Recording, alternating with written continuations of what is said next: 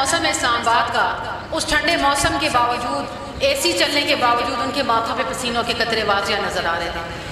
मैं समझती हूँ कि अब डरने की बारी किसी और की है। वो जहाँ कहेगा जैसे कहेगा हम अपने पेटों पे पत्थर बांध लेंगे, हम मट्टी चाट के गुजारा कर लेंगे, हम अपने एटमी हसासों के ऊपर किसी तरह का कंप्रोमाइज़ नहीं करेंगे। और उनको फोर्स किया गया उन ताकतों की तरफ से जो ये कह रही थी कि हम गैर सियासी हैं।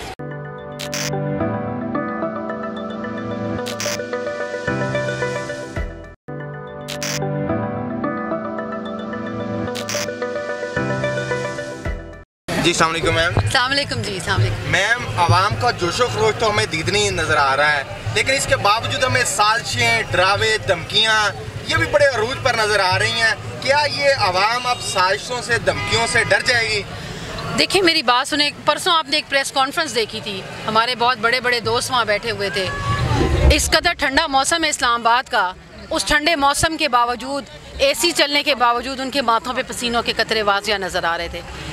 मैं समझती हूँ कि अब डरने की बारी किसी और की है। अब अवाम अपनी ताकत जान चुकी है, लोग बाहर निकल आए हैं। मेरा ख्याल है कि इन लोगों को अवाम की राय को मुकद्दम समझना चाहिए, और जो एक मुतालबा अवाम का है कि अवामी राय नंबर 1 होनी चाहिए।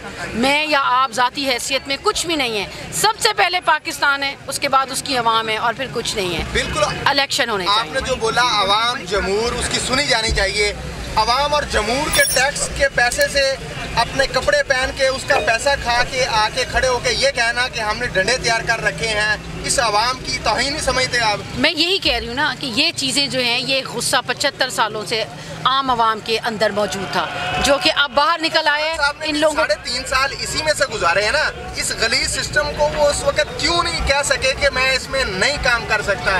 वो तो उस वक्त 3.5 साल करते रहे, जब साइडलाइन किया फिर ये कहते कि मैं फैसलों में बाख्तियार नहीं था। नहीं, मेरा ख्याल है कि आपको शायद आइडिया हो कि थोड़ा आहिस्ता आहिस्ता खान साहब बार बार बीच में कहते रहे कि मेरे लिए प्रॉब्लम हो रही है, मैं शायद उस तरह मामला ना चला पाऊँ, लेकिन फिर उनको वापस लाया जाता था कि नहीं आप काम करें, आप काम करें।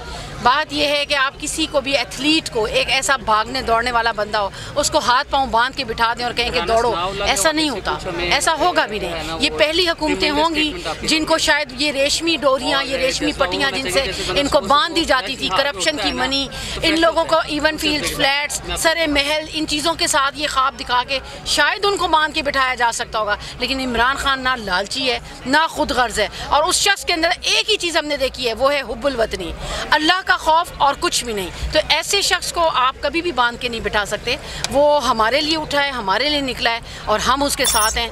वो जहाँ कहेगा जैसे कहेगा हम अपने पेटों पे पत्थर बांध देंगे, हम मट्टी चाट के गुजारा कर लेंगे। हम महंगाई के लिए नहीं निकल रहे। मैं एक दफ़ा ये चीज़ भी क्लियर कर दूँ, अगर कोई समझता है कि महंगाई के लिए नहीं, हम अपने मुल्क की खुद मुख्तारी, सलामती और सॉवरेनिटी के लिए निकले हैं।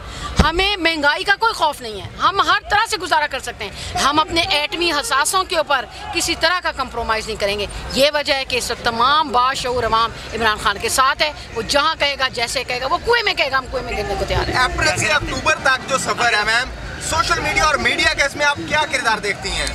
मैं समझती हूँ इस वक्त वाहिद यही ताकत है हमारे पास, क्योंकि आज के दिन भी काशिफ अब्बासी साहब को एक ट्वीट डिलीट करने पे मजबूर किया गया।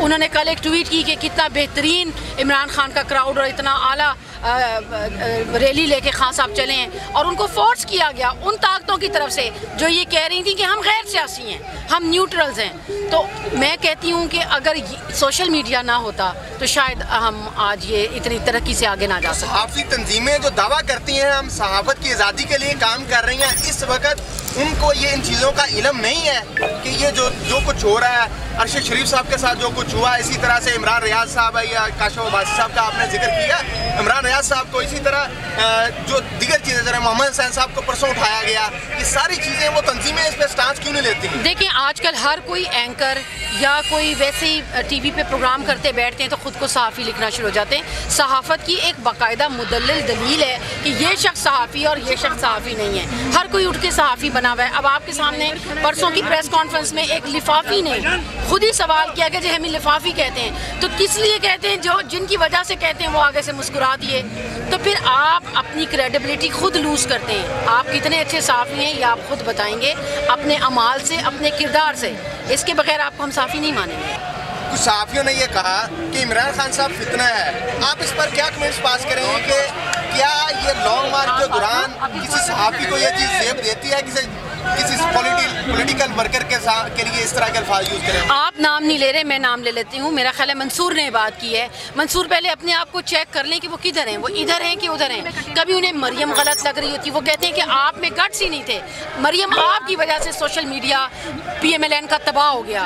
कभी मंसूर को इमरान खान फितना लग रहा होता है। तो मंसूर पहले आप चेक करें कि आपने थाली के किधर जाना है। आप एक बेथाली के बैंगन की तरह कभी इधर लौट रहे हैं, कभी इधर लौट रहे हैं। मैंने आपसे यही बात की ना कि हर आदमी सहाफ़ी नहीं है। एंकर तो हो सकता है, आप TV प्रोग्राम कर सकते हैं, तनख्वाह ले सकते हैं, आप सहाफ़ी नहीं हो सकते। सहाफ़ी होने के लिए इनको बहुत उम्र चाहिए। Thank you. ये नबी पेशा है, सहाफ़त बहुत मुश्किल काम है।